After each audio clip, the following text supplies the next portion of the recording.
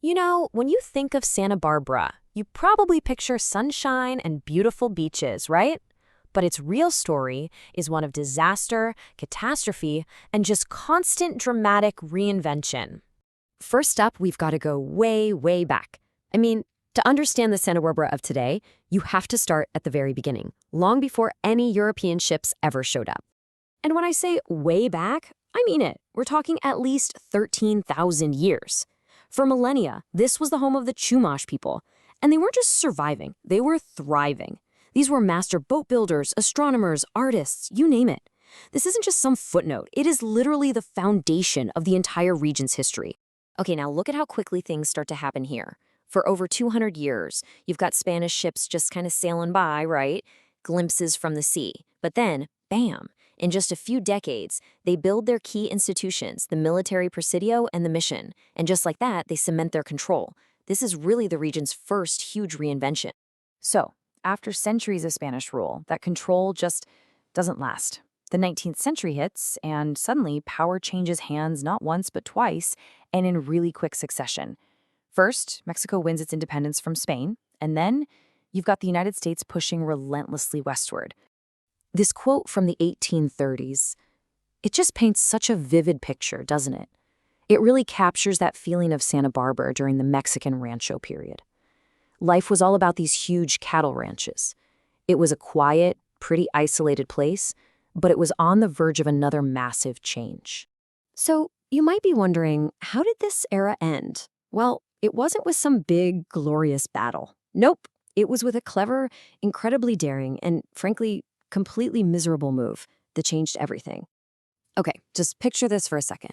It's Christmas Eve, 1846. There's a torrential rainstorm, and John C. Fremont is leading his exhausted soldiers over the super rugged San Marcos Pass. See, the main coastal route was defended, so he took this absolutely insane gamble. His men march into Santa Barbara, soaking wet, freezing, covered in mud, and the town is completely empty. It's undefended. And that's how Santa Barbara became part of the U.S. Not a single shot was fired. All right, so now we're in the American era. And guess what? Santa Barbara reinvents itself again. It goes from this rowdy gold rush-adjacent town to a fancy, refined health resort.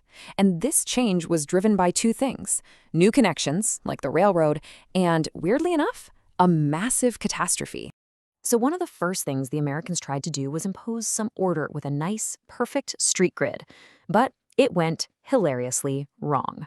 The surveyor, a guy named Salisbury Haley, used measuring chains that were linked with ox hide. Well, when it was damp, they stretched, and when it was sunny, they shrank. So, thanks to some really unreliable cowhide, Santa Barbara's downtown grid has this permanent, kind of wonky feel to it. It's a real pain if you're driving, but it's also this quirky reminder of that messy transition. And then comes this date, June 29th, 1925. At 6:23 in the morning, a massive 6.8 magnitude earthquake just rips through the city. In a flash, downtown Santa Barbara is basically reduced to rubble. Everything changed in that moment. But here's that theme again. Disaster creates opportunity. The city's leaders looked at all that rubble and saw a chance to do something incredible, to completely remake the city's identity. They decided on one single unified vision: Spanish Colonial Revival. And out of all that destruction rose the beautiful red tile roof city that you picture today. This is maybe Santa Barbara's most famous reinvention of all. So while the city is physically rebuilding itself, its economy is being totally transformed. And it's happening because of two really powerful and actually very different industries that would shape the city for years to come. Before Hollywood was Hollywood, there was Santa Barbara. Seriously, from about 1912 to 1922, this was the place to be for movies. The weather was perfect, the landscapes were amazing, and the Flying A studio, well, for a while, it was the biggest and most advanced movie studio in the entire world. And the number of films they made is just staggering. We're talking about 1,200 silent movies, mostly westerns, a lot of comedies. This put Santa Barbara on the map globally, way before the whole movie scene moved down to LA. But at the very same time, a totally different kind of production was booming. While the movie studios were capturing the romance of the West on film, black gold, oil, was being pumped out of massive fields right off the coast. It created this really stark industrial contrast to the movie-making glamour. And to give you a sense of the scale here, just look at that number.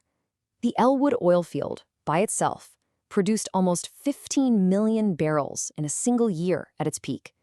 This created a huge economic dependence on oil. And believe me, it set the stage for a major conflict down the road. Moving forward, World War II brings a huge population boom and a ton of growth to the area, but it's actually a single environmental disaster that really forges the city's modern identity and, believe it or not, sparks a national movement. Think about this. It's 1969. You turn on the TV, and what you see is an absolute environmental catastrophe happening in real time. And it's not in some remote place. It's right off the coast of one of America's most beautiful cities, and it's being broadcast into living rooms all across the country. The numbers alone are just shocking. We're talking more than 80,000 barrels of crude oil gushing into the ocean. It created this huge oil slick that just suffocated marine life and coated 35 miles of beautiful coastline in this thick black gunk. The images were horrifying. The public reaction was massive. And that spill, it became the catalyst for, you guessed it, another reinvention. Santa Barbara transformed into this major center for environmental activism. The whole thing helped inspire the very first Earth Day. And it was a huge reason we got landmark national laws like NEPA and CEQA, which are still a really big deal today. And that legacy of the oil spill, that really fierce environmental spirit, it's still a huge part of Santa Barbara's identity as the city faces a whole new set of challenges in the 21st century. Challenges that are, once again, testing its long history of resilience. You know, if earthquakes shaped its past, you could say that fire is shaping its present. I mean, look at this chart. Catastrophic wildfires have become a scarily regular thing. Just look at the Thomas Fire in 2017, over 1,000 homes lost. Each one of these fires is just a brutal test of the community's ability to, once again, rebuild and adapt. So when you look at the whole story, from a Chumash homeland to a Spanish fort, a Mexican rancho, a movie capital, and an environmental icon, you see that Santa Barbara has never just been one thing. This constant cycle of destruction and reinvention, that's its real identity. So it leaves you wondering, right?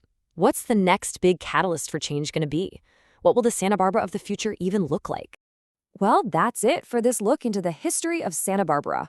Hope you found it interesting. If you did, you should definitely check out our California City Histories playlist for more stories just like this one. And hey, make sure to subscribe to Notebook Summaries so you don't miss what's next. Thanks so much for watching.